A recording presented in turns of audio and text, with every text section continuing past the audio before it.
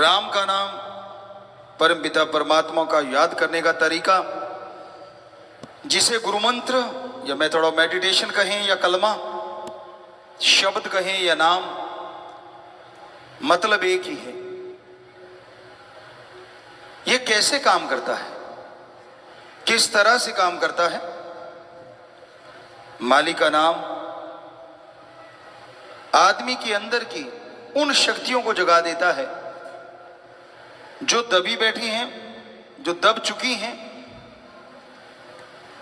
जिन्हें आत्मिक शक्ति कहें तो गलत नहीं होगा, या सोल पावर कहें तो भी गलत नहीं होगा।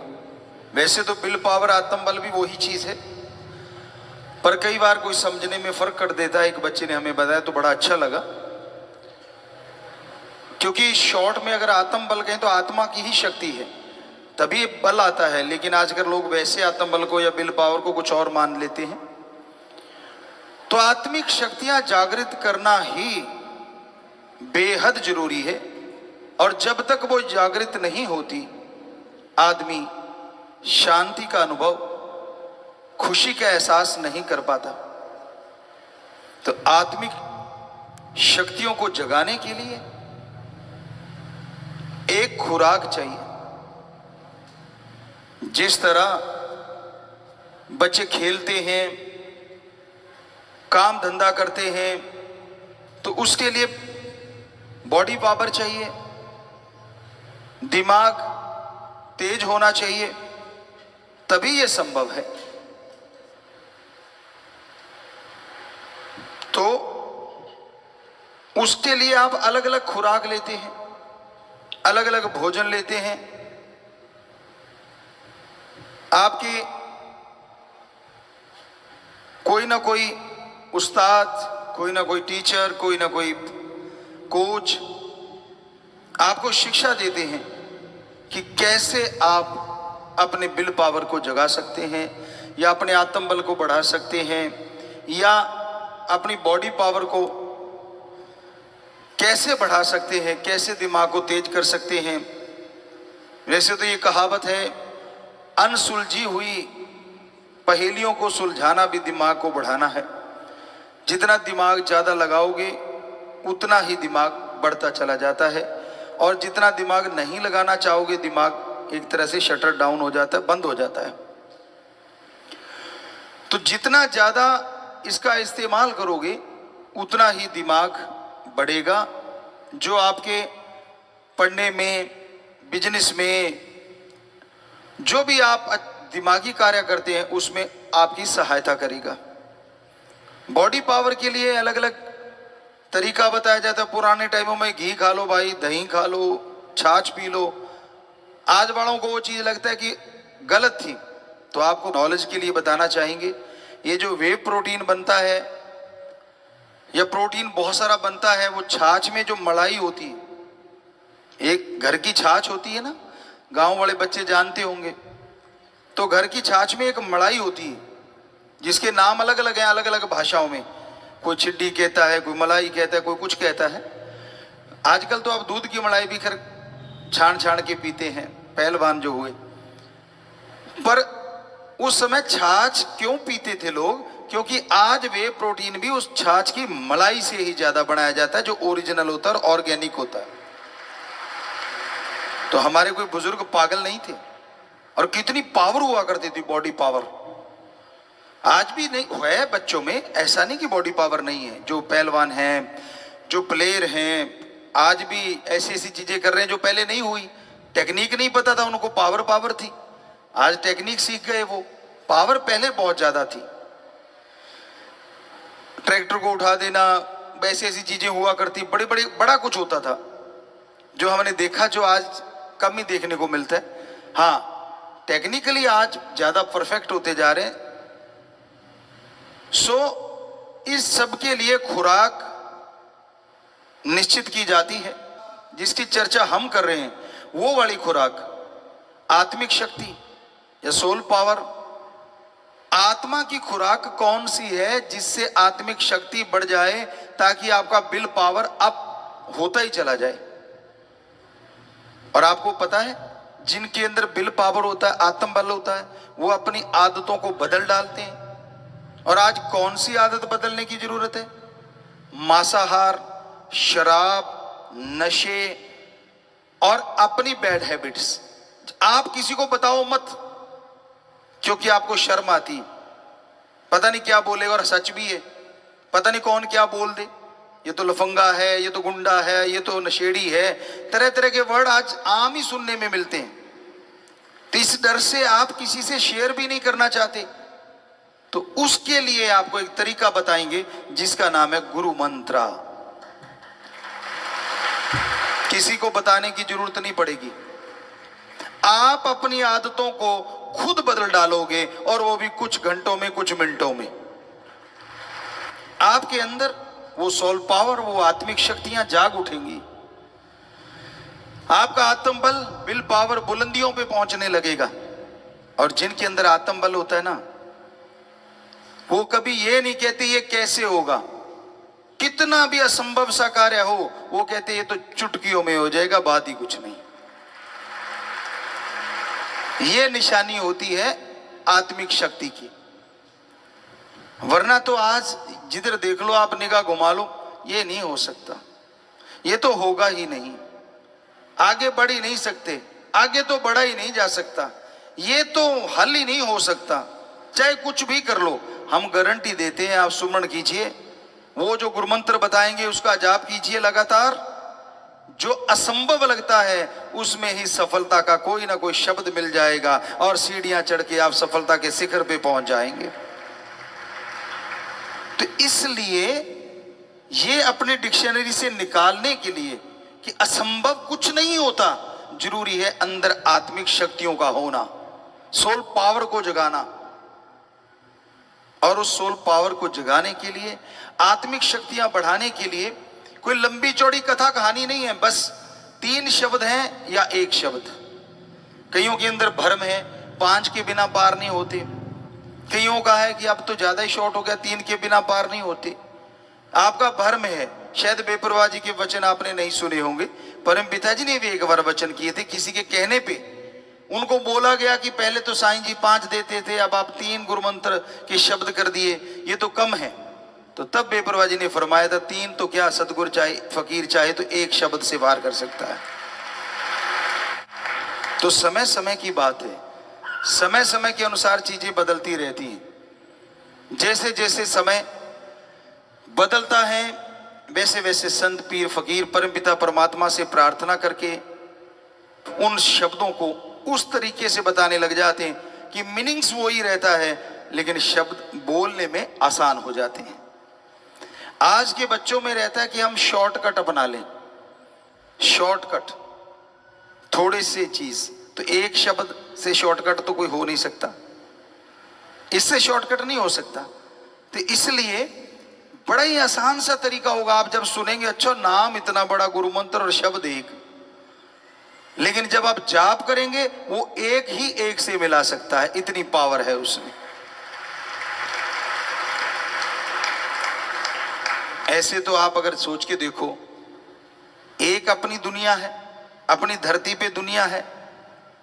अब तो साइंटिस्ट भी मानने लगे हैं, बाहरली दुनिया के लोग आ रहे हैं, इस धरती पे हो सकता है कुछ रह रहे हो बाहरली दुनिया के लोग।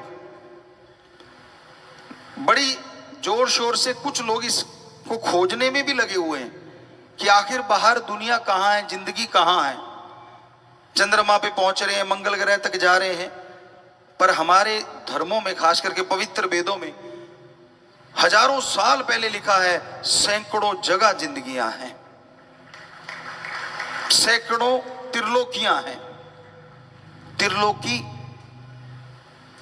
आसमान, धरती, पताल को नहीं कहा जाता।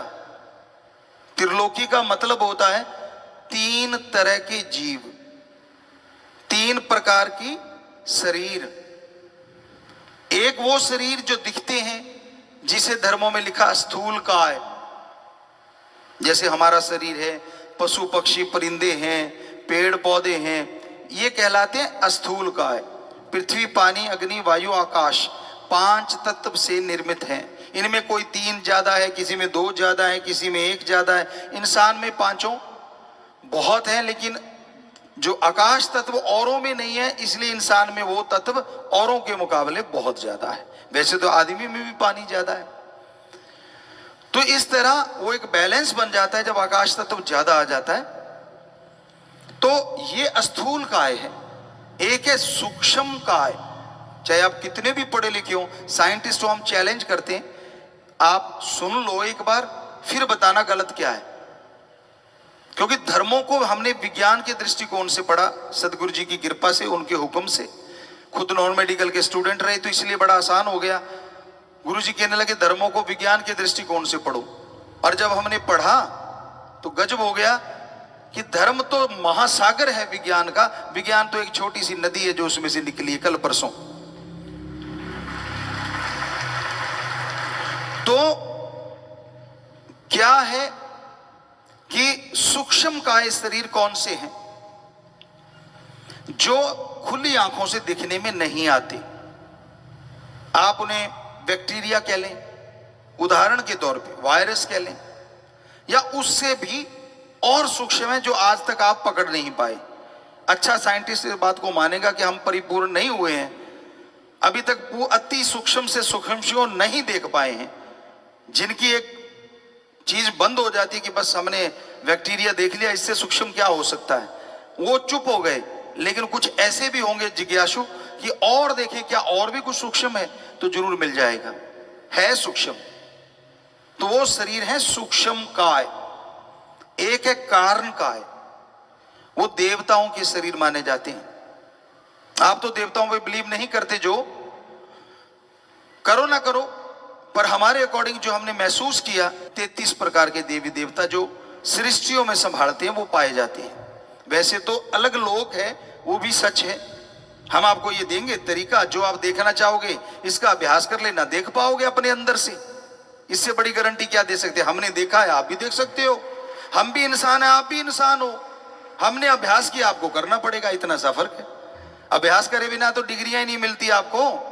आज जो पढ़े लिखे बैठे हो आप यहाँ पे, जितने भी सज्जन बहनें, हमारी बेटियां, हमारे बेटे, जो भी आप बैठे हो, सामने नजर आ रहे हो बहुत। कहने का मतलब आपने कोई डिग्रियां हासिल की हैं, या कोई नौकरी कर रही हैं, या कहीं भी आप दफ्तरों में लगे हुए हैं, तो आपने जिंदगी के कुछ साल तो लगाए होंगे पढ़ाई के लिए। हमारी मान के आप 2 महीने घंटा सुबह शाम इस गुरु मंत्र का जाप कर लेना, हम आपको गारंटी देते हैं वो डिग्री मिलेगी जिसकी कल्पना नहीं करी। जिसे भगवान है कि नहीं है, ये तो फजूल की बातें हैं। तो फिर ऐसे इतिहास कैसे कह सकते हो सही है? लिखने वाला इतिहास भी आदमी, और संत हैं वो भी आदमी जिन्होंने धर्मों को लिखा। अरे इतिहास को लिखने वालों के तो बच्चे थे, और जो संतों ने धर्मों को लिखा उन्होंने दुनिया त्याग के धर्मों को लिखा हमारे लिए। जिनके बच्चे होते हैं वो तो बेईमानी कर सकता है, झूठ बोल सकता है। अब जिनके बच्चे है ही नहीं, सारे समाज को बच्चे मान के जो लिखता है वो कभी झूठ नहीं लिखता। जो उसके अनुभव में आता है वो लिखता है। हम नहीं कहते कि इतिहासकारों ने झूठ लिखा होगा, लेकिन अगर दोनों की तुलना की जाए तो चांसेस किसके ज्यादा बेईमानी करने की? उसके जिसकी औलाद परिवार है, या उसके सारी सृष्टि को परिवार मानता है, उसका पर्सनल किसी से कोई इंटरेस्ट नहीं है। तो हमें लगता है चांसेस बेईमानी के उसके ज्यादा हो जाते हैं जिसकी एक अपनी फैमिली है। वो उनके लिए ठगी मार सकता है, बेईमानी कर सकता है, कुछ भी कर सकता है। पर जिसकी सारी सृष्टि फैमिली है, जिसको पता है उसके शब्दों को आने वाले टाइम में प्रयोग किया जाएगा, भगवान से जुड़ जाता है, वो 100% सच होता है। उसमें कोई चांस ही नहीं रहता कि वो बेईमानी करेगा। किस लिए? कोई पर्पज तो हो, अपना नाम मशहूर करने के लिए। ऐसा भी उन्होंने नहीं कहा। उन्होंने तो अपने आप को दासों का दास, सबसे छोटा, मैं तो आपके जूतों में बैठूंगा, हमेशा आपने सुना हो। तो ऐसी बातें आती हैं संतों महापुरुषों की, जबकि वो इतने बड़े महापुरुष थे, इतने बड़े संत थे। तो कहने का मतलब महापुरुष लिखते हैं, सच लिखा था, सच है और सच ही रहेगा। उनका लिखा हुआ झूठ नहीं हो सकता। तो ये उनकी बातें आपको बता रहे हैं।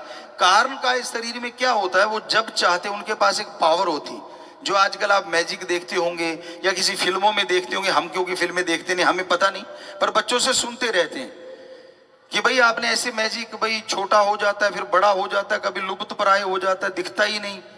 सुनने में आया कि ऐसी चीजें आपको कल्पना में फिल्में बना के या ऐसे करके दिखाई गई होंगी।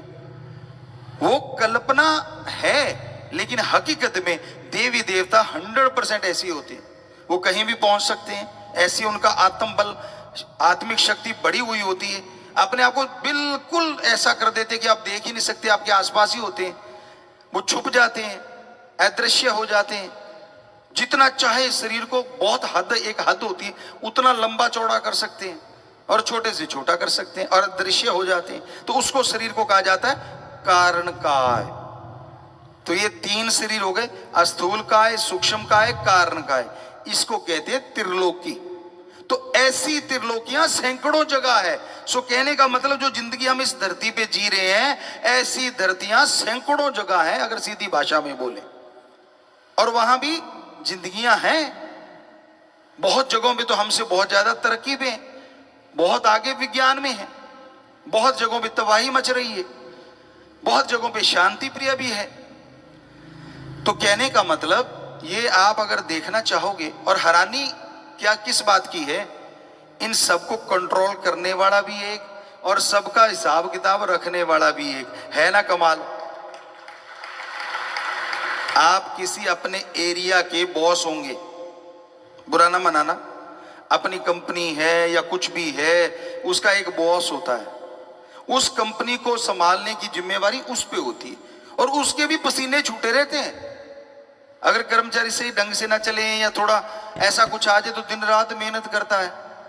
एक छोटी सी कंपनी के लिए कितनी मेहनत। चलो बड़ी कंपनी के लिए फिर वो आगे कई बॉसेस बन जाते हैं और एक हेड रह जाता है। आप जरा सोच के तो देखिए कितनी संख्या होगी अपने धरती की। मान लो शायद करोड़ों में या अरबों में पहुंच गई होगी, शायद, क्या कह सकते हैं, वो तो राम जाने, क्योंकि बीच में पेड़ पौधे भी तो हैं, पक्षी भी हैं, जीव जंतु भी हैं।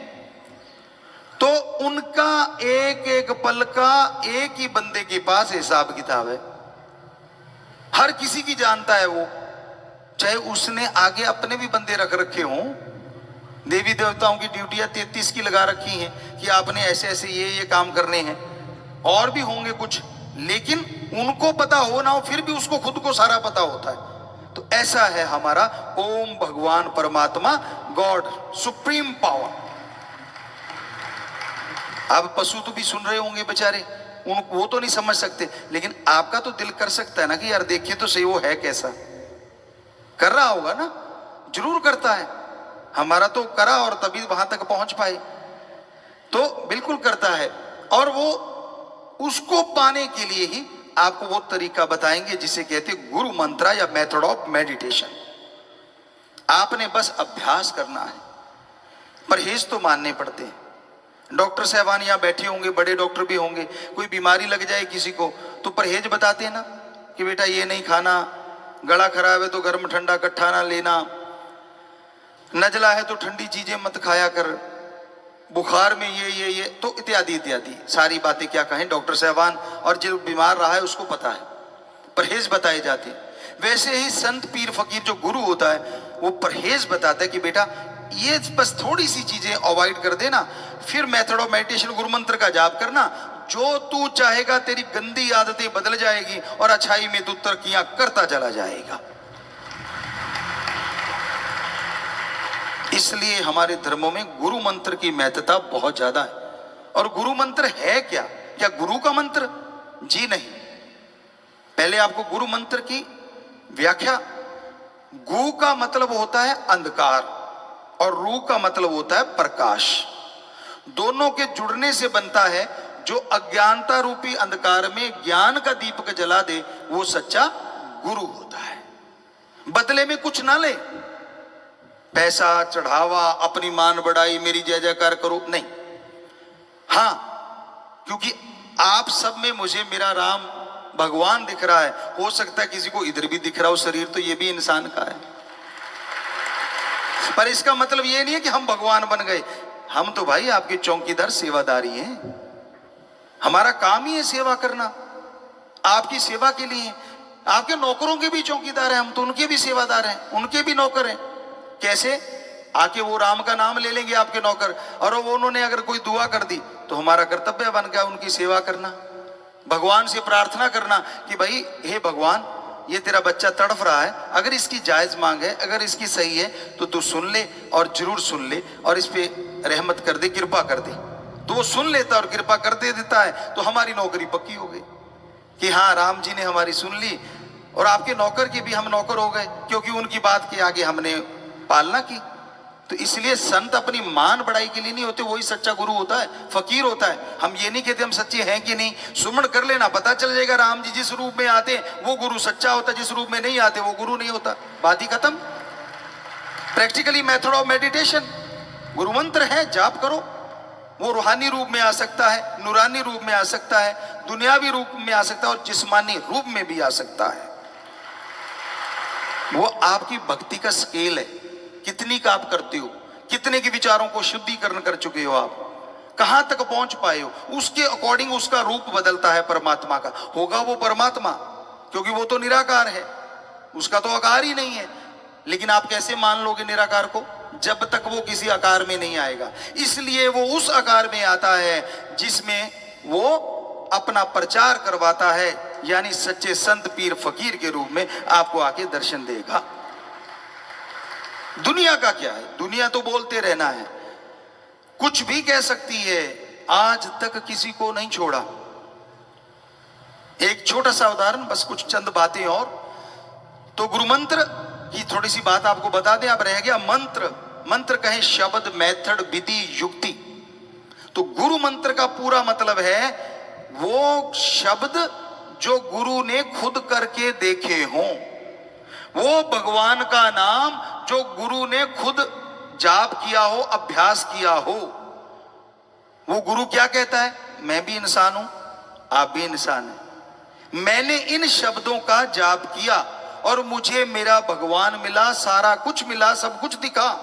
अगर मुझे दिख सकता है तो मैं इंसान हूं, तो आप भी इंसान हैं। आप जाप करोगे तो आपको क्यों नहीं दिखेगा।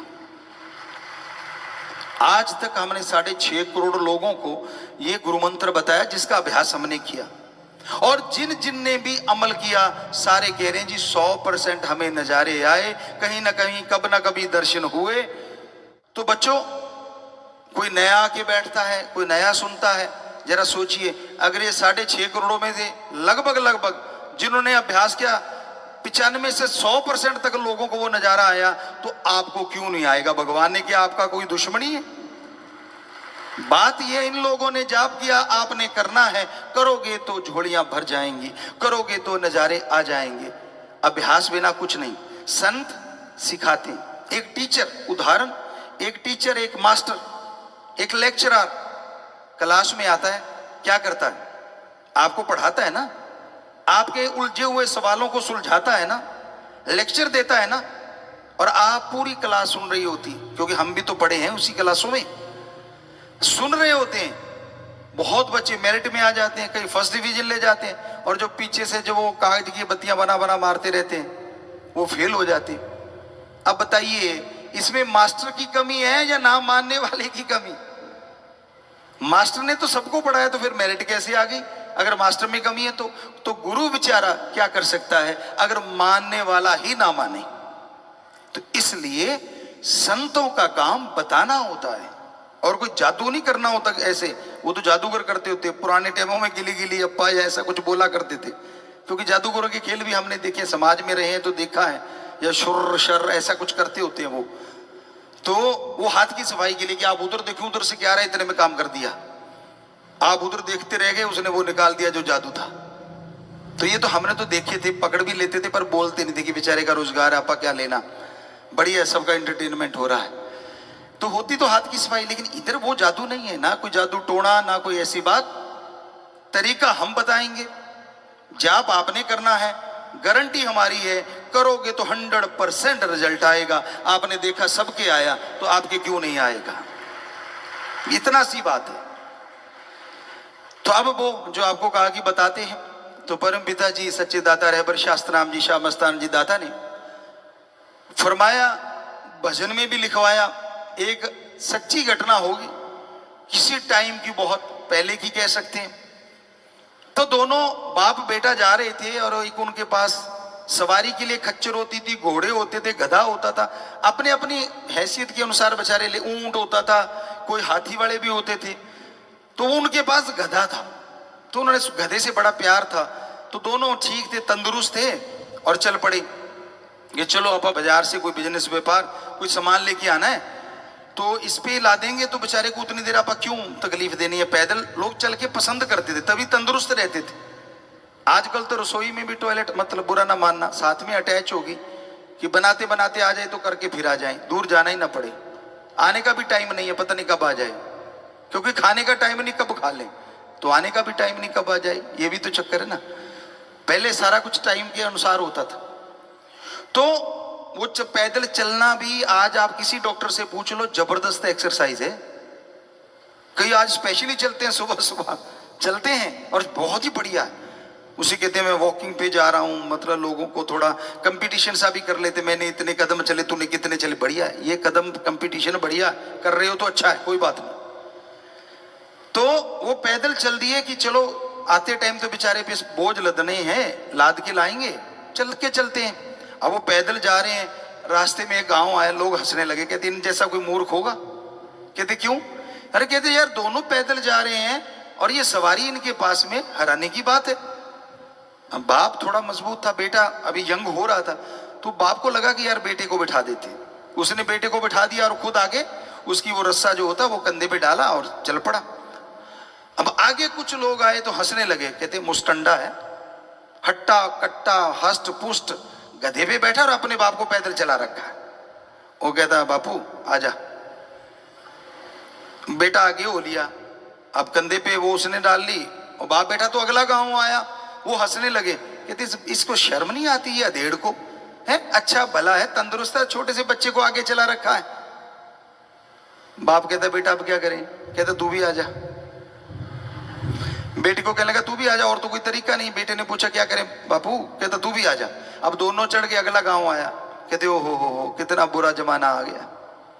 कहते क्यों? दूसरा पूछता क्यों? कहता वो सामने देखो बेचारा बोल नहीं सकता, इसलिए पे दो, एक गधे पे दो दो बैठे जा रहे हैं। दोनों ने एक दूसरे को देखा, कहते अब क्या करें? गांव कहते अब और कुछ नहीं रहा, इसको उठा के अपने ऊपर बिठा लेते।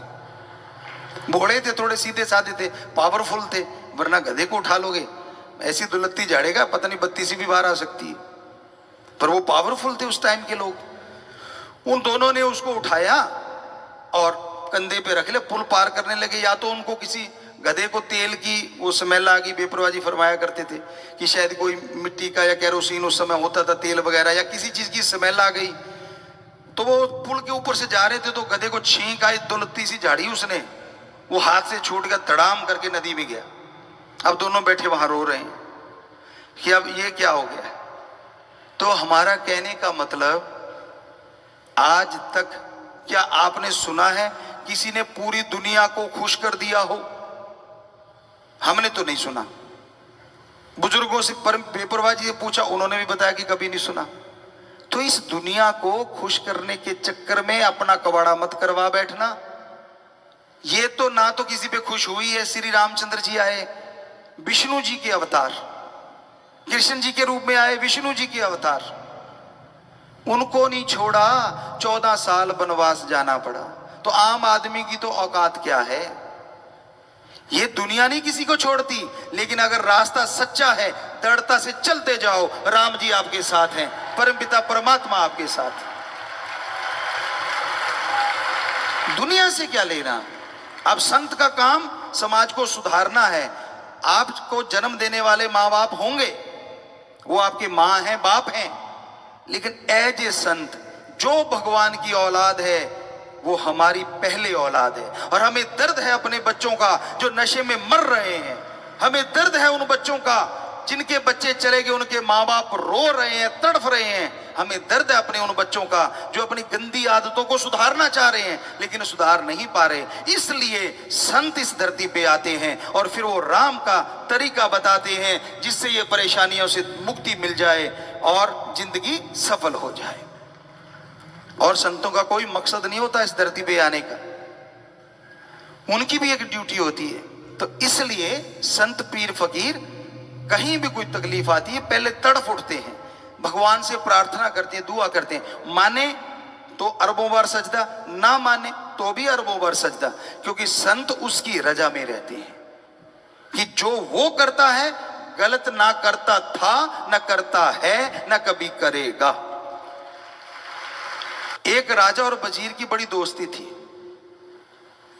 और दोनों इकट्ठे ही उस समय शिकार पे बड़ा जाया करते थे। राजा महाराजा, ये उनका एक शौक कह लो या पिछले जन्मों का कोई होगा लेना देना।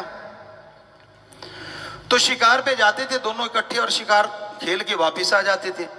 तो एक दिन वो गए, राजा ने तीर चलाया, शिकार तो मर गया, लेकिन इधर से राजा का अंगूठा, जैसे उसका जो लास्ट तीर का होता है, जैसे वो हिस्सा गया तो अंगूठा कटा और फिर तंचा से अंगूठा टकराया, अंगूठा कट के नीचे गिर गया। तो राजा चीखा, वजीर कहने लगा जी क्या हुआ? कहता अंगूठा कट गया। कहते लो भाई मरम पट्टी करो, मरम पट्टी करो।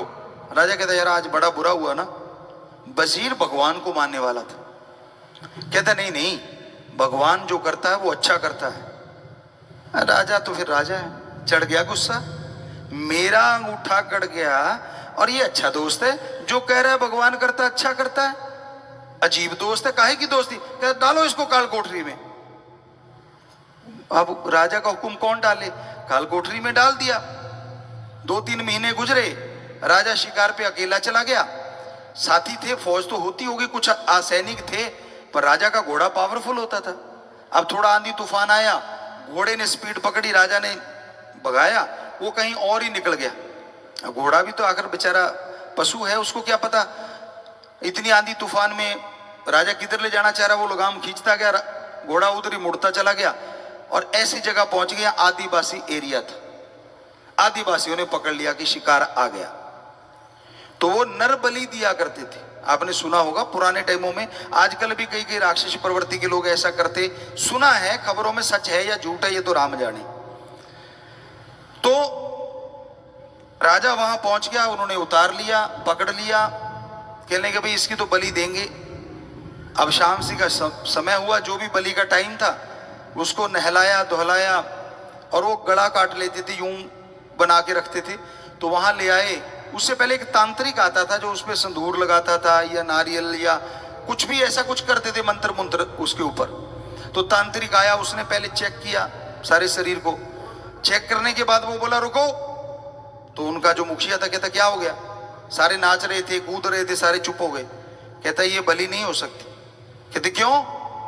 कैसे? इसका अंग भंग है, जिसका अंग कटा हो उसकी बलि भगवान नहीं लेता, पूरे अंग होने चाहिए। ये देवी देवता जिसको आप दे रहे हैं ये खुश नहीं होगा। तो कहते जा, छोड़ दिया, उसको छोड़ दिया।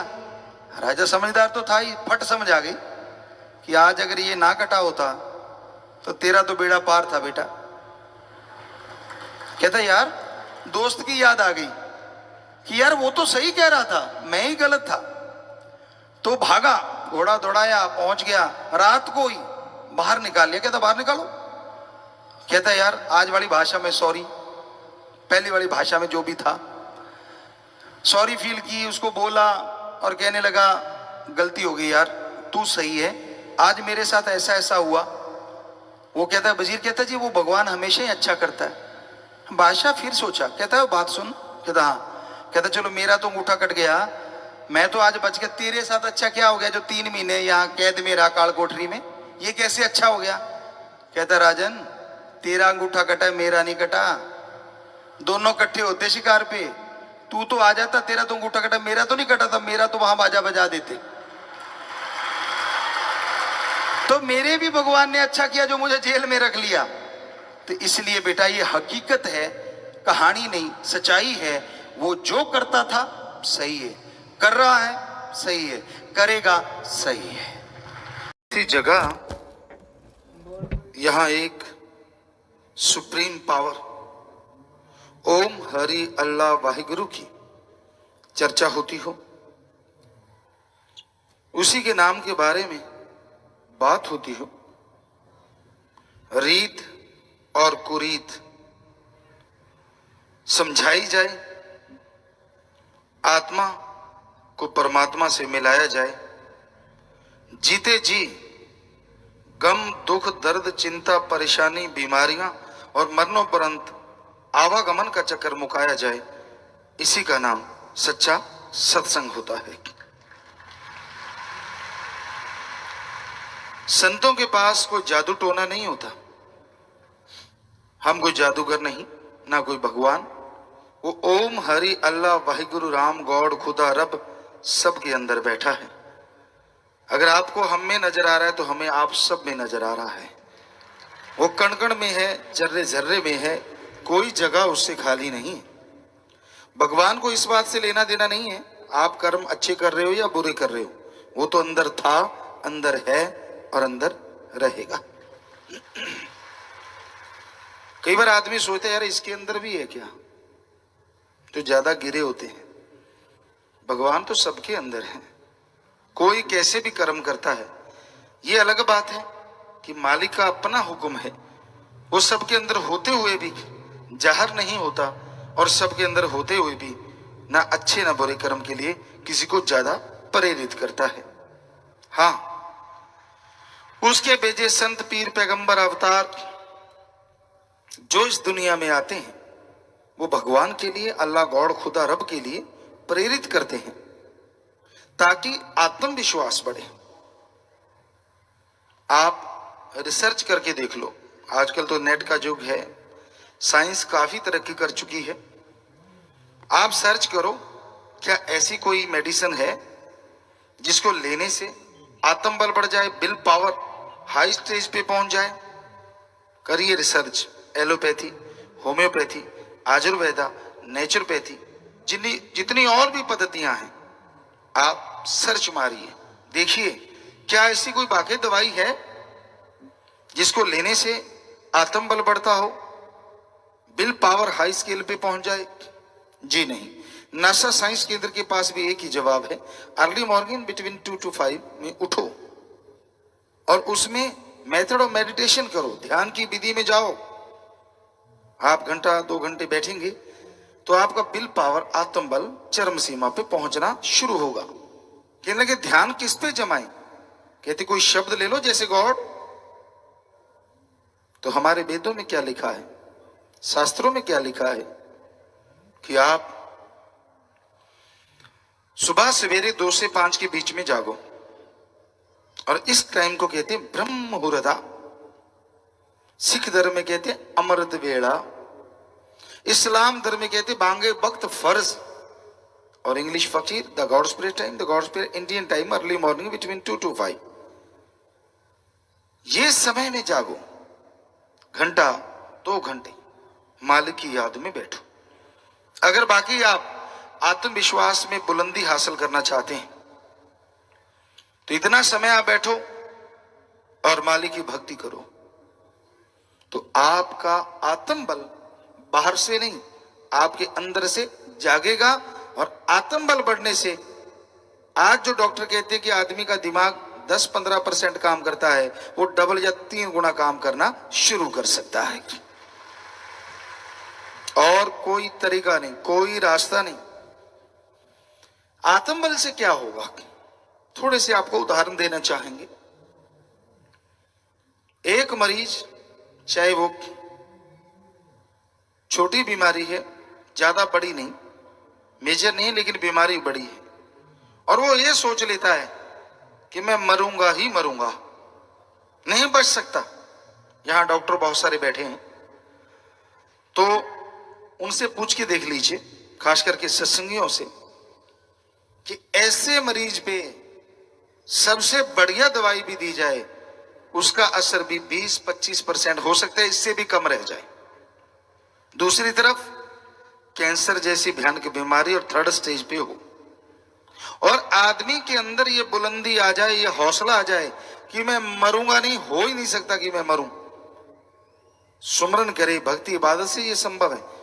और फिर दवाई 10% वाली भी 100% काम कर जाती है। ये है आत्मबल, ये है विल पावर की महिमा। कई लोग मंजिल के पास पहुंच के, मान लीजिए आप प्लेयर हैं, क्योंकि हमने बहुत सारे गेम देखे, खेले, तो आप खेलने जा रहे हैं और आप जीत के करीब हैं, कॉन्फिडेंस लूज कर जाते हैं तो आप हार जाते हैं। और ये देखा है, जिनके अंदर कॉन्फिडेंस, आत्मबल, विल पावर होता है, वो हारी हुई बाजी चुटकियों में बदल के जीत जाया करते हैं। तो ये आत्मबल, ये विल पावर हर जगह काम आता है, एक जगह नहीं। जीवन के हर रास्ते पे बस गंदगी छोड़ दे दिए, बुराइयां छोड़ दे। आत्मबल आपके गम, दुख, दर्द, चिंता, परेशानियां दूर करने का असली टॉनिक है। और ये आत्मबल, हैरानी ये है, ये कहीं से लाना नहीं पड़ता, ये आपके अंदर है ना हैरानी की बात। कोई चीज आपके अंदर हो और आप फिर भी कंगाल हो, ये कैसे हो सकता है? आपके घर में हीरे दबे और आपको मालूम ही ना हो तो हो गया, सारी उम्र में मर जाओगे। हीरे दबे हैं तो दबे हैं, पर कोई जानकार आके बता दे, अरे क्यों दिहाड़ी कर रहे हो, फलां कमरे में इतने फुट में फलां जगह, फलां जाओ, फलां अलमारी खोलो, फलां जगह दबे हैं उसको उखाड़ो, हीरे निकालोगे। दिहाड़ी तो क्या, गाड़ियों पे, जहाजों पे उड़ते फिरोगे। तो इसी तरह संत, पीर, फकीर ये बताते हैं, आत्मबल, विल पावर बाहर नहीं है, वो आपके अंदर है। तो आप जो बात बात पे टेंशन लेते हैं, बात बात पे मरने की बात करते हैं, अगर वो आत्मबल हासिल कर लें तो जिंदगी में पुण्य बाहर छा जाएगी और खुशियों से आप माला माल हो जाएंगे। संतों को कैसे पता होता है कि आत्मबल आपके अंदर है? इसका भी उसी उदाहरण से तालमेल जोड़ है। जैसे आपके घर में हीरे दबे हैं, कैसे दबे कि पुराने बुजुर्ग, आपके दादा, बाप, कोई भी जिसके पास वो हीरे थे, उसने कहीं दबा दिए, पर उसका एक जिगरी दोस्त, सिर्फ उसको मालूम था हीरे कहां दबाए हैं, या वो सोना चांदी रुपए पैसे कहां दबाए हैं, और किसी को मालूम नहीं।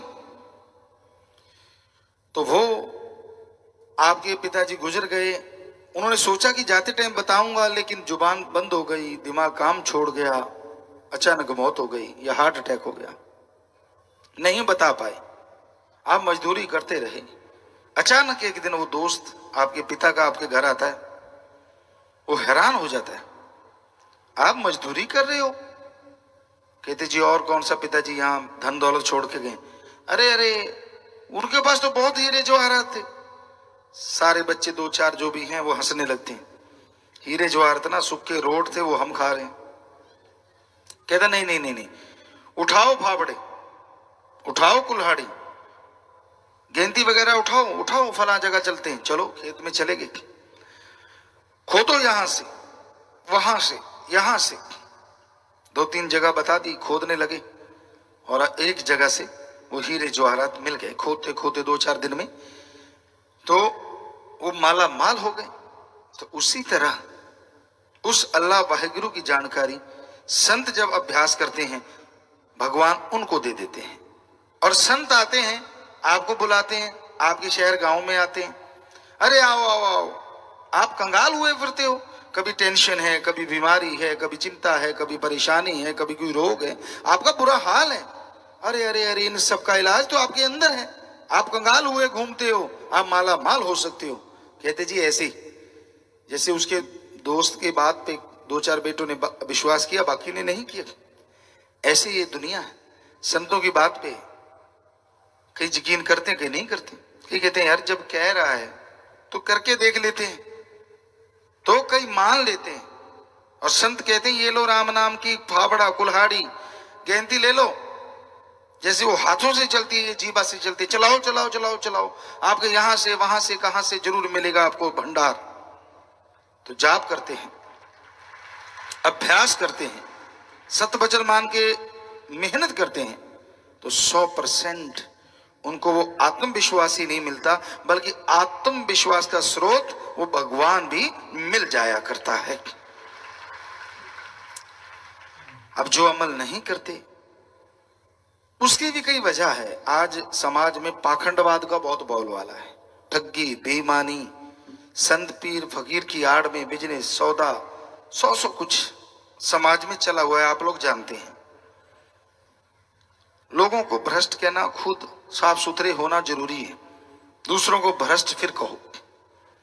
तो यही वजह है कि समाज किसी के पीछे लगने को तैयार नहीं है, क्योंकि खुद जो इतना कुछ करता है वो दूसरों का क्या संवारेगा। तो लोग सोचते हैं यार संत तो कोई है ही नहीं। ये आपको गारंटी देते हैं, जब से दुनिया साजी है और जब तक दुनिया है, संत था, है और रहेगा। ये गारंटेड है, गारंटेड। सच्चा संत पीर फकीर। तो कोई सत्संग सुने, सच्चा संत सबके लिए दुआ करता है, बद्दुआ नहीं करता। उनको गालियां दे, उनको कोई बुरा बोले, संत का काम ही नहीं है ऐसा कुछ कहना।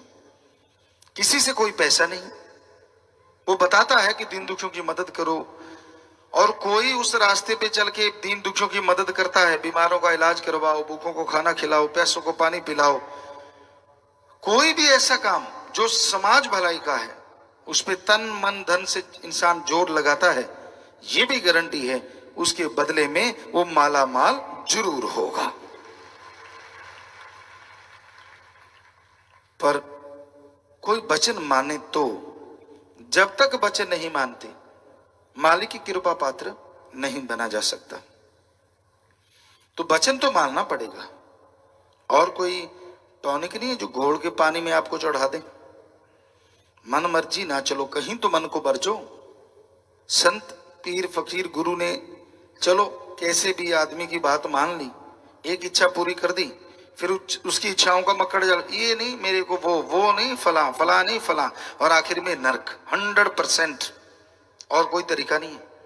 कहीं तो मानो, कहीं तो मन से लड़ो, कहीं तो रोको मन जालिम को कि भाई कहीं तो संतों की बात मान ले। बहुत मनमता चल रही है, नहीं मानना तो जाओ नरकों में। भाई संत कोई बद्दुआ नहीं देते, आपके कर्मों का फल है। संत ये भी गुस्से नहीं होते कि मेरी बात क्यों नहीं मानता। संतों की कोई बात होती ही नहीं, वो तो वो बात कहते हैं जो भगवान जी इशारा करते हैं। जैसी में आवा खसम की बाणी, तैसड़ा करी ज्ञान भी ला लो। संतों का तो कोई लेना देना ही नहीं होता। हम तो खाकसार चौकीदार सेवादार हैं भाई, फकीर हैं आपके, कोई ऐसा नहीं है। हमारा फर्ज है जैसा मालिक बुलवाएगा 100%। अभी तक बिजी थे, कुछ चिट्ठियां पढ़ रहे थे, ये कर लिया वो कर लिया, और कोई सोचा नहीं वहां जाके क्या बोलना है। ये आपकी भावनाएं इधर आ रही हैं, इधर से उधर जा रही हैं, राम जाने क्या करवाता है।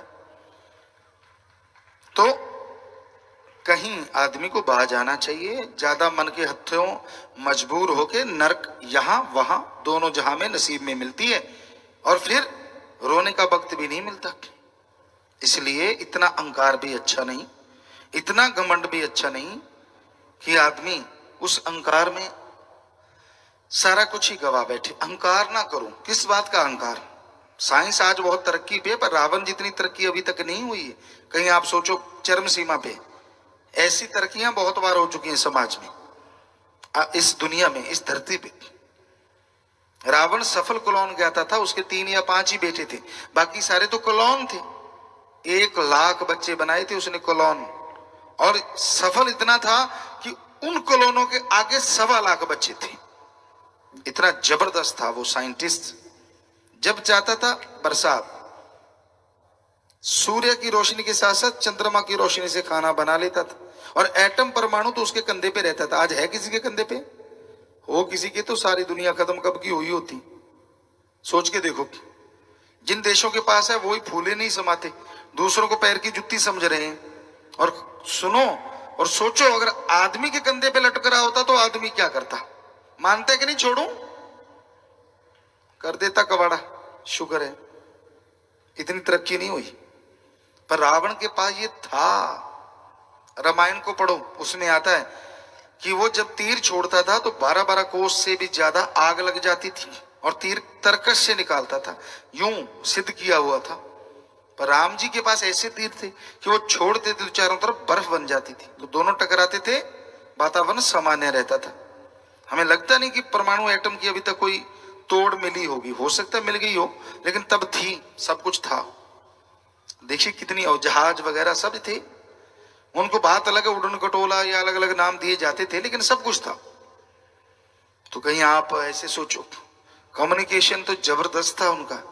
ये लैपटॉप आपके और जो नेट है वो सब था तब भी। वो कहां से बैठे बैठे पल में दूसरों से बात करके सारी बात समझा देते थे। इतना रावण के पास तंत्र मंत्र सारा डंगा था विज्ञान का।